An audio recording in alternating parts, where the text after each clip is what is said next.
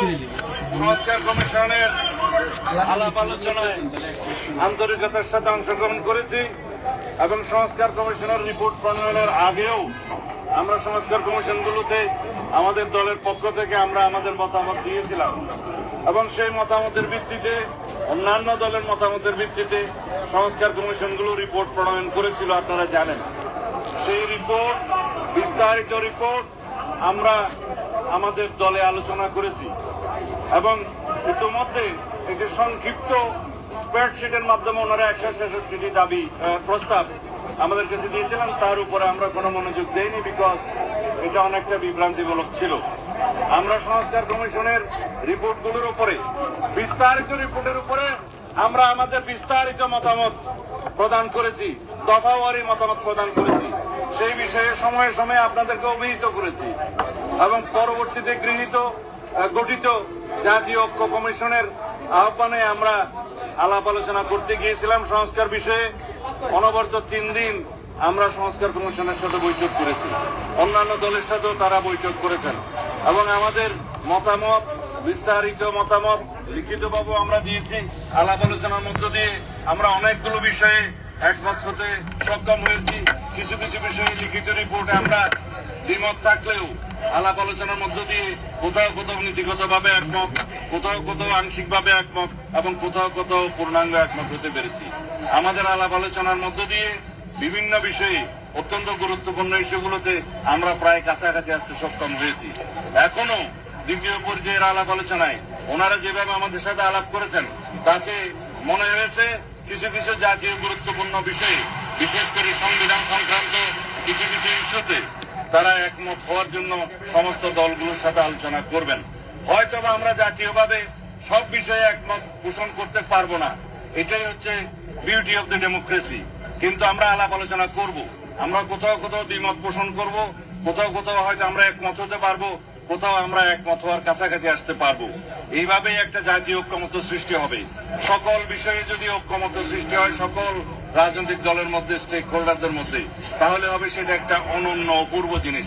সেটা আমি এতটা বেশি আশা করতে পারবো না, কারণ বিভিন্ন মতাদর্শে বিশ্বাসী বিভিন্ন রাজনৈতিক দলের বিভিন্ন রকমের বক্তব্য থাকবে, দৃষ্টিভঙ্গি থাকবে, দৃষ্টিকোণ থাকবে। আমরা সেইটাই গ্রহণ করব যেটা এই জাতির জন্য বৃহত্তর স্বার্থ সংরক্ষণ করবে।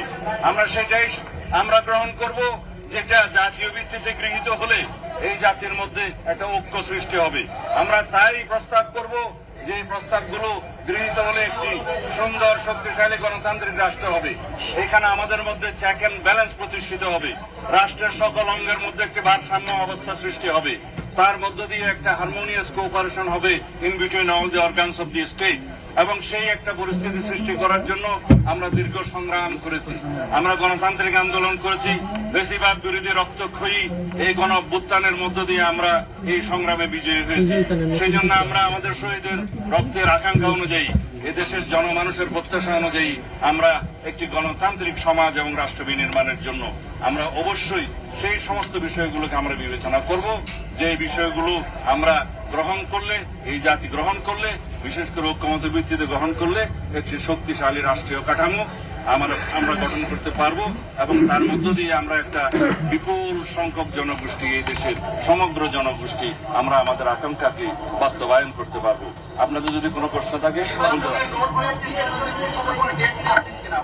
অবশ্যই আমরা মনে করি ডিসেম্বরের ভিতরে নির্বাচন অনুষ্ঠান করা জাতীয় সংসদের খুবই সম্ভব এবং এর আগেই জরুরি ভিত্তিতে যে সমস্ত সংস্কার করা প্রয়োজন, বিশেষ করে নির্বাচনমুখী, সেই সংস্কারগুলোকে চিহ্নিত করে আমরা ঐক্যমতের মাধ্যমে সেগুলো বাস্তবায়ন করি এবং সেই এমন কোন সংস্কার নেই যেগুলো 1 মাসের মধ্যে বাস্তবায়ন করা সম্ভব হবে না। আমরা ইতিমধ্যে আজকে রিপোর্ট পেয়েছি, আইন মন্ত্রণালয়ের অধীনে অনেকগুলো অর্ডিন্যান্স এবং অনেকগুলো সংশোধনী এসছে বিভিন্ন সেক্টরে, যেগুলো অলরেডি বাস্তবায়ন হয়েছে, আরো অনেকগুলো বাস্তবায়নের প্রক্রিয়া আছে।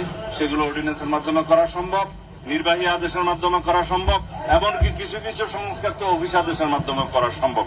সেগুলোর জন্য বিশেষ করে সংবিধান সংশোধনী ব্যতি রেখে অন্যান্য সকল সংশোধনী যেগুলো একমত হবে সংস্কার প্রস্তাব, সেগুলো অর্ডিন্যান্সের মাধ্যমে, নির্বাহী আদেশের মাধ্যমে, অফিস আদেশের মাধ্যমে 1 মাসের ভিতরে বাস্তবায়ন করা সম্ভব। সেটা আমরা বুঝিয়ে দিয়েছি। সুতরাং নির্বাচন ডিসেম্বরের পরে যাওয়ার মতো একটিও কারণ উল্লেখ করার মতো নেই।